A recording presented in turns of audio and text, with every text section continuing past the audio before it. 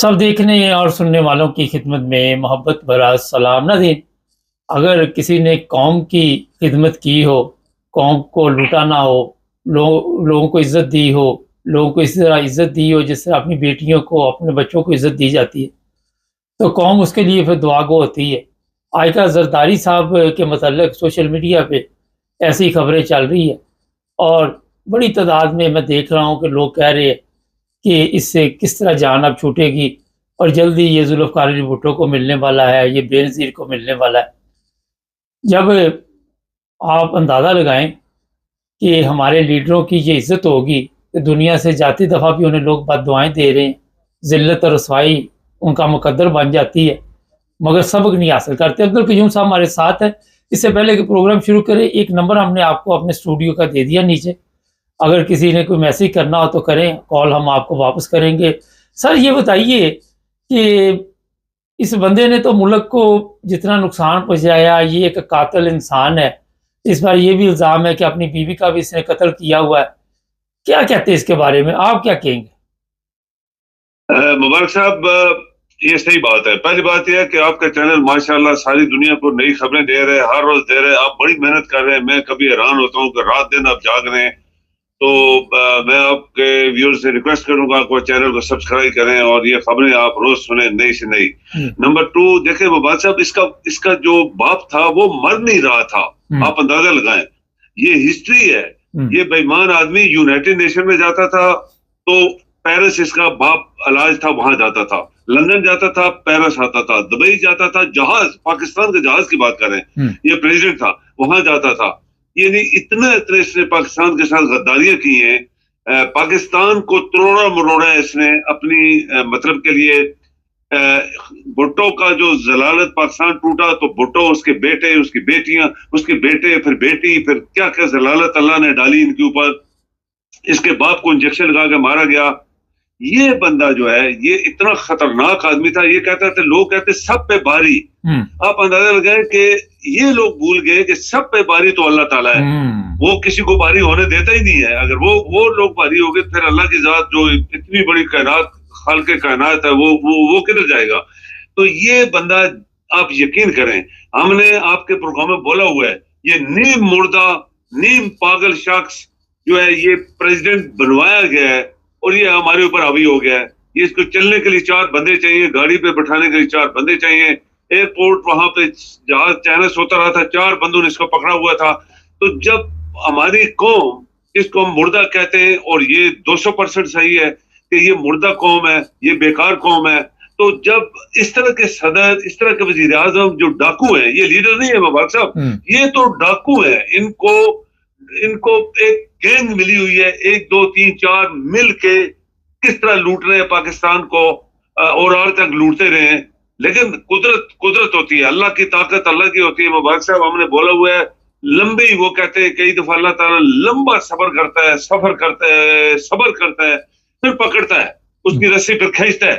तो ये वो लोग हैं जिनकी अभी रस्सी खींचने वाले अल्लाह ताला।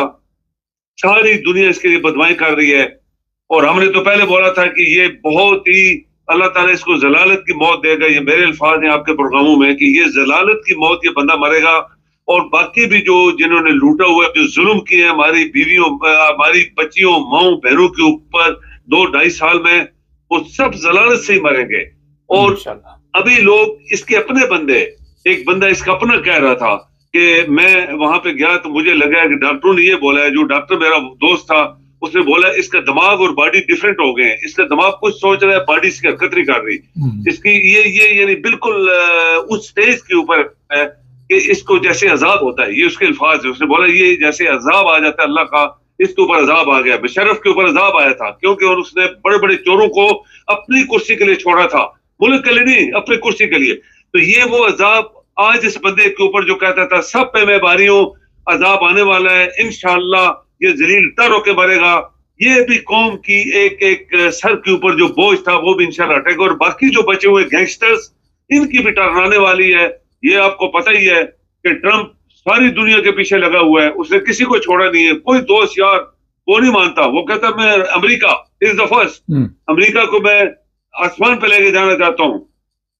जो कल ट्रंप ने किया, किसी मुल्क को नहीं छोड़ा, ना जापान को छोड़ा, ना कोरिया को छोड़ा, ना किसी और को छोड़ा।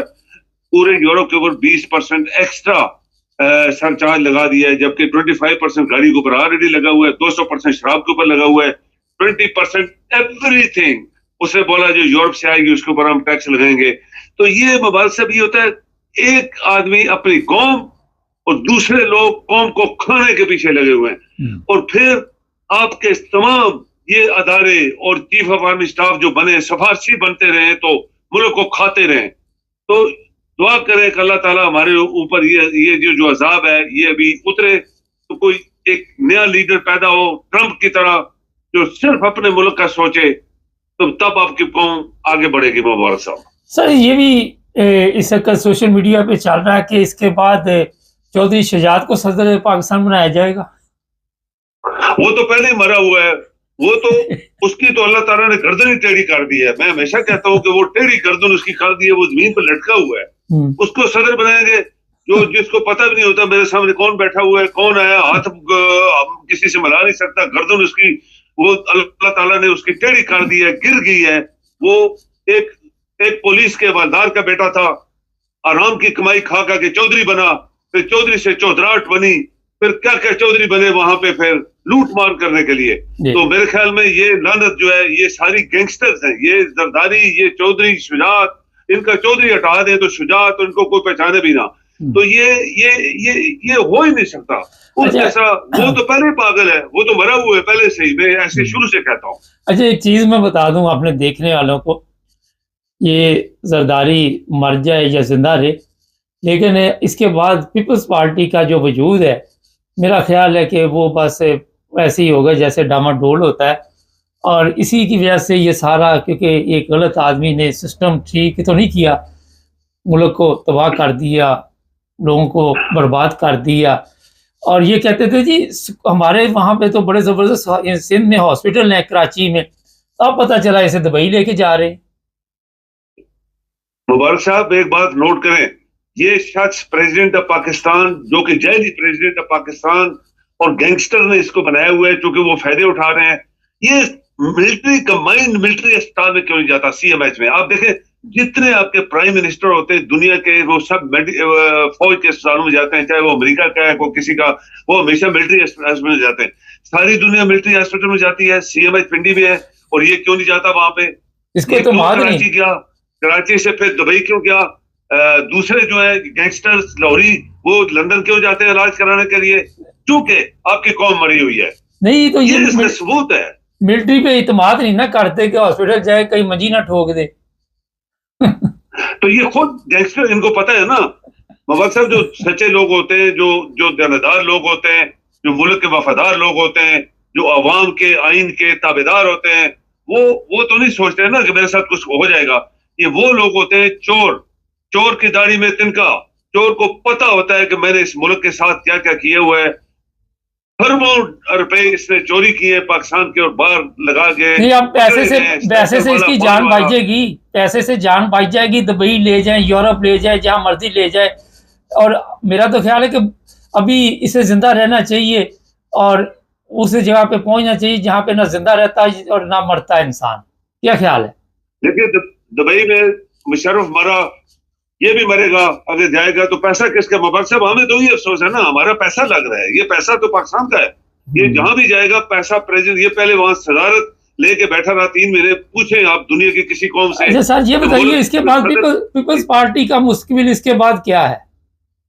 कोई मुस्तकबिल नहीं है। जैसे आपने बोला, आपने सच्ची बात की है, कोई इसका मुस्तकबिल नहीं है। ये इसी तरह गिरेगी जिस तरह के वो कहते हैं मकान की बड़ा वो जो पिलर जब गिरता है तो मकान ठप नीचे गिरता है। ये पीपल पार्टी पैसा आराम की कमाई के ऊपर खड़ी है, और जब बड़ा हराम खोर मरेगा जिसके ऊपर अल्लाह की लानत, मैं शुरू से कहता हूँ ये बहुत जलालत से मरेगा, तो फिर आपकी पीपल पार्टी नजर नहीं आएगी। इसी तरह ये हराम खोर लाहौरी जब ये पकड़े जाएंगे, जेलों में जाएंगे, और इनको जो सजाए बहुत पाकिस्तान में आइन की लिखी है इनको दी जाए, तो ये भी गिर जाएंगे। इमरान को क्यों उन्होंने रोका हुआ? मुबारक साहब इमरान ने कोई पैसा नहीं खाया, उसने किसी की औरत नहीं अगवा की, उसने कोई जमा नहीं कराया, बिल्डिंग नहीं बनाई, इसीलिए रोका हुआ कि ये जो आराम खोर है इनके सामने बहुत बड़ी रुकावट एक आ गई है, और वो इमरान खान, वो कहता है कौम का पैसा खा गए, मैं कौम को कौम के सारी दौलत वापस लाना चाहता हूँ, मैं कौम को सुपुर्द देना चाहता हूँ कि सबसे बड़े डाकू थे, 75 साल पाकिस्तानी चला, तो इसीलिए उसको अंदर कर दिया ना। और जो आपने फोटो देखा कल, जो दुनिया ने देखा, मैंने देखा बहुत सारे लोगों ने ये फोटो आपका लगाया है उधर अखबारों में और इधर उधर, और वो यही कह रहे हैं कि ये जुल्म हुआ है इमरान के साथ। इवन आप हैरान होंगे कि यहाँ सेनेटर, वो जो इनका अपना सेनेटर है सिद्दीकी, उस्मान सिद्दीकी, उसने जो वहां पे 2 मिनट तकरीर की, उसने यही बोला कि इमरान जो है उसका कोई कसूर नहीं है, उसके साथ जुल्म हुआ है, उसको बाहर निकालो। जी, बहुत शुक्रिया सर। जी मेहरबानी। नाज़रीन, इबरत, फिरौन, उसके बाद आपने देखा कितने कितने बड़े जावर जो लोग थे, उनको लोग किस ज़िल्लत और रसवाई के साथ याद करती है। इंसान के पास जब अरूज आता है तो वो अपनी औकात भूल जाता है।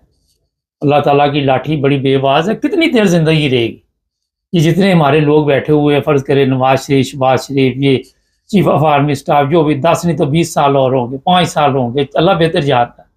लेकिन इनकी मौत जो इबरत मानती जा रही है, फैसल नसीर आपके सामने एक इबरत बना के, उसका पता नहीं मुशर्रफ बना, ज़िया बना, भुट्टो बना, ये लोग फिर भी सब अक्ल नहीं रखते, फिर भी मज़ारों पे धमाल पड़ती है। मज़ारों पे आप देखे जाके क्या होता है। अब सिंध में मैं देख रहा था कि वो भैंसें बांधी हुई स्कूलों में, कॉलेजों में, बकरियां, ये कुछ ये इस बंदे ने दिया था आवाम को, और जो देता है बंदा वही लौट के वापस आता है। चैनल को सब्सक्राइब करें, नीचे दिए नंबर पर कोई मैसेज करना चाहे तो करें, जुड़े रहें हमारे साथ।